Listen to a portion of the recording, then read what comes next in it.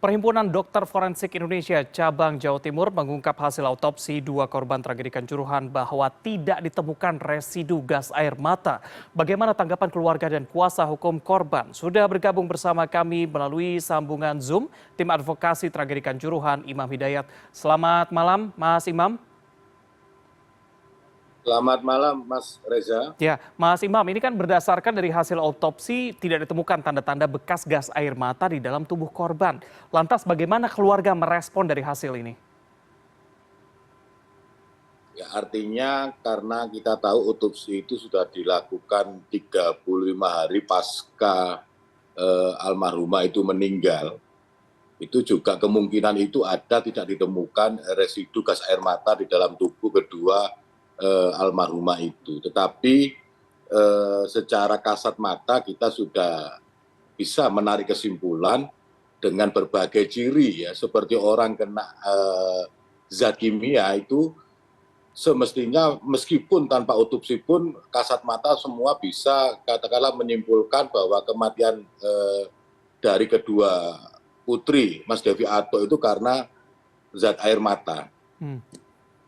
Oke. Baik, Anda mengatakan bahwa ini dari kasat mata saja sudah terlihat begitu ya. Tadi dikatakan bahwa keluarga melihat ciri-ciri seperti wajah menghitam, lalu ada keluar busa juga, dan lainnya yang tidak terlihat seperti meninggal karena benda tumpul. Apalagi kecurigaan yang diungkapkan oleh keluarga? Nah, jadi gini Mas Reza, kalau kematian mereka disebabkan oleh benda tumpul ya, diketemukan retakan di tulang ya, tulang iga, kemudian yang satunya lagi di tulang dada ya. Tetapi kita lihat foto ya pada waktu di Rumah Sakit Wafa itu bersih, artinya kaos dari kedua almarhumah ini bersih. Padahal kita tahu bahwa sebelum pertandingan itu turun hujan. Jadi andaikan mereka itu terinjak-injak, kemudian patah tulang, itu ada bekas sepatu atau paling tidak kaki ya.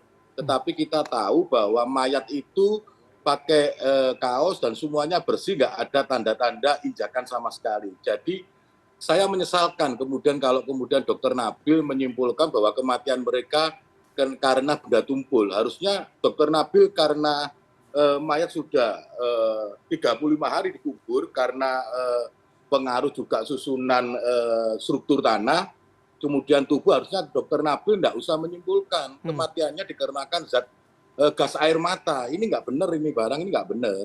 Karena foto-foto yang beredar dan sudah kita simpan itu nggak ada sama sekali dan tubuhnya masih utuh, Mas Reza. Oke, baik, Mas Imam, yang jadi concern Anda salah satunya adalah mengenai tim forensik, tim dokter forensik Nabil yang melakukan press conference begitu. Lantas apa saja kecurigaan yang Anda lihat dari press conference ini? Ya kan pertama begini, Dokter Nabil baik pun dengan saya sekitar hari Senin itu ya, saya bel, dia menyatakan bahwa alhamdulillah hasil otopsi sudah keluar, tinggal nanti dikirim atau diambil oleh penyidik Polda Jatim. Kemudian saya tanyakan apakah boleh saya mengetahui hasil otopsi. Dokter Nabil bilang, waduh Mas ini kan atas permohonan penyidik Pro Justisia. Berdasarkan aturan KUHP itu yang bisa membuka hanya penyidik yang mengumumkan nanti melalui preskom atau di muka persidangan. Pada saat itu saya, iya memang seperti itu barangkali karena keluarga ini mempunyai kepentingan yang pokok paling utama, apa bisa, oh nggak bisa Mas, oh ya sudah. Tetapi sangat disayangkan ya pada hari Rabu ketika teman-teman pers itu kumpul di kantor, tiba-tiba Dokter Nabil itu press release mengumumkan hasil otopsi ya dengan alasan bahwa dia telah diizinkan oleh penyidik Polda Jatim untuk menyampaikan hasil otopsi. Sekarang kita bertanya-tanya ya, dasar hukum apa kemudian Polda Jatim penyidik itu memberikan delegasi kepada Dokter Nabil untuk menyampaikan hasil otopsi kepada media. Tentu ini kan sangat menyakitkan dan kontradiktif. Apalagi kemudian Dokter Nabil secara sepihak menyimpulkan bahwa kematiannya tidak disebabkan gas air mata, tetapi karena pukulan benda tumpul. Kalau begini Mas Reza, kalau untuk pukulan benda tumpul kan semestinya kan nggak perlu diotopsi ya, mungkin hanya dibuka aja, di bedah tubuhnya kan udah kelihatan rahangnya patah atau tidak. Sedangkan kita tahu bahwa otopsi itu kan memeriksa organ-organ tubuh yang lain ya, bukan masalah apa, bukan masalah patah ya, tulang di iganya. Kalau itu kan kasat mata dibuka perutnya aja kita udah bisa melihat. Oleh karena itu menjadi janggal. Kemudian Dokter Nabil menyatakan kematiannya karena benda tumpul ya. Jadi semakin memperkuat dugaan saya di awal pada waktu dilakukan ekshumasi tanggal 5 November itu kan keluarga, penasihat hukum maupun LPSK kan dilarang untuk menyaksikan proses ekshumasi itu dengan alasan nanti mengganggu proses otopsi. Sejak itu saya sudah curiga, ini jangan-jangan nanti hasilnya nggak objektif, nggak transparan atau mungkin bisa dimanipulatif ya. Ternyata sekarang terbukti gitu loh. Jadi kita sangat menyesal sekali dan kita menolak hasil otopsi itu. Bahkan Mas Devi Ato juga sudah menginginkan dilakukan otopsi lagi yang kedua. Sudah tanggung katanya Mas Devi Ato. Nggak apa-apa, ayo dilakukan otopsi yang kedua, kita hadirkan dokter forensik independen, kemudian kita ambil mayatnya, kita buka dan dilihat apakah memang tulang iga dari kedua putrinya itu patah. Kalaupun patah itu rata kan bisa kemungkinan itu akibat gergaji pada waktu di otopsi yang pertama. Tetapi kalau terinjak-injak harusnya kan hancur ya. Tulang iga dan tulang dada kedua putri Mas Devi Ato. Itulah kemudian kita terus memperjuangkan mengawal bagaimana kemudian hasil otopsi itu nanti pasti kita tolak, Mas. Oke, baik. Berarti tadi Anda mengatakan bahwa keluarga, LPSK, dan juga kuasa hukum tidak dilibatkan sama sekali dari proses ekshumasi dimulai?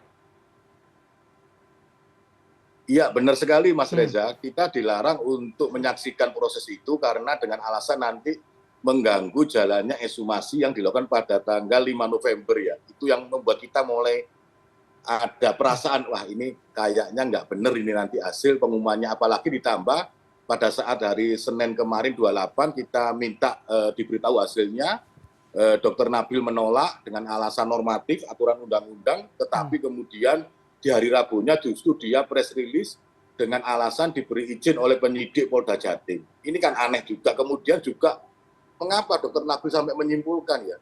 Kan harusnya kalau memang mayat itu sudah umur 35 tahun, kemudian tidak ditemukan ya residu gas air mata, harusnya lebih baik Dokter Nabil tidak menyimpulkan karena sudah keadaan tubuh itu sudah sulit ya untuk diteliti di laboratorium karena umurnya mayatnya sudah 35 hari, lebih baik begitu Mas. Daripada kemudian dia menyatakan matinya karena pukulan benda tumpul. Itu semakin menguatkan kita. Kalau begitu ayo kita buktikan. Otopsi ulang, buka mayatnya apakah memang benar ada tulang di iga kedua putri Mas Devi ini yang patah atau retak. Karena Mas Devi sendiri yakin pada waktu ngangkat mayatnya itu utuh, Mas. Utuh, nggak ada lebam, nggak ada tanda-tanda pukulan, kemudian kaosnya bersih semua, rapi ya toh. Cuma kemudian di hidung dan mulutnya keluar gelembung ya.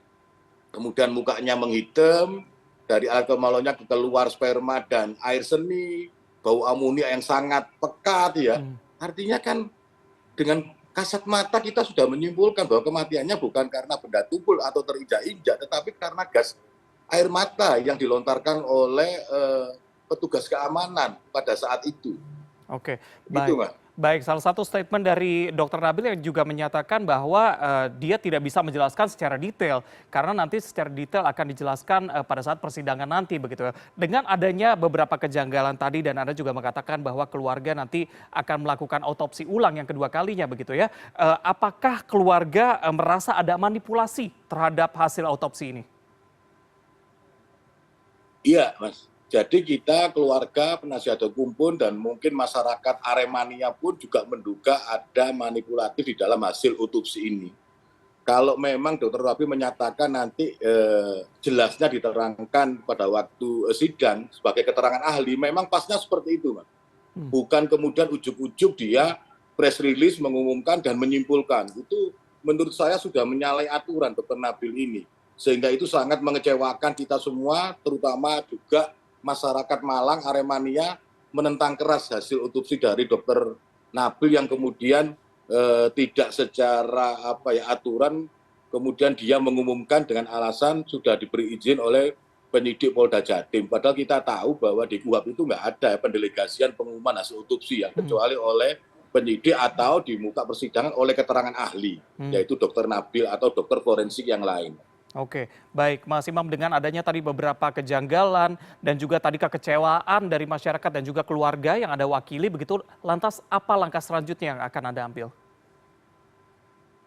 Yang pertama kita nanti dalam waktu dekat akan mengajukan permohonan otopsi kembali, kemudian juga kita harus benar-benar di dalam otopsi yang kedua ini kita betul-betul mengawasi ya, kemudian menyaksikan dan kita juga siap nanti menyediakan katakanlah dokter forensik yang independen. Itu yang pertama. Yang kedua kita juga mengawal dalam proses persidangan. Oleh karena korban tragedi Kanjuruhan ini kan inland ya, diwakili oleh negara. Di sini negara yang dimaksud adalah polisi di tingkat penyidikan dan jaksa penuntut umum di tingkat persidangan. Jadi kemudian apabila terjadi hal-hal alat negara tidak mengayomi, melayani, melindungi masyarakat menjadi korban, itu menjadi hal yang tidak benar, aneh ya. Justru mereka seharusnya sangat welcome ya terhadap apa-apa yang kita inginkan untuk mengungkap keadilan dan kebenaran.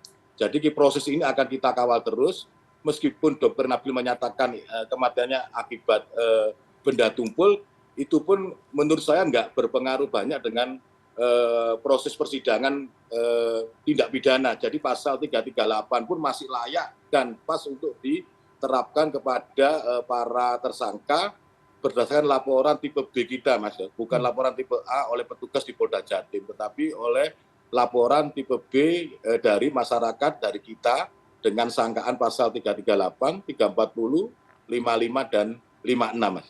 Baik, kita akan kawal terus bagaimana hasilnya, terutama nanti kita akan menunggu bagaimana hasil autopsi kedua yang akan dilakukan oleh pihak keluarga. Terima kasih sudah bergabung bersama kami, tim advokasi tragedi Kanjuruhan, Imam Hidayat. Selamat malam.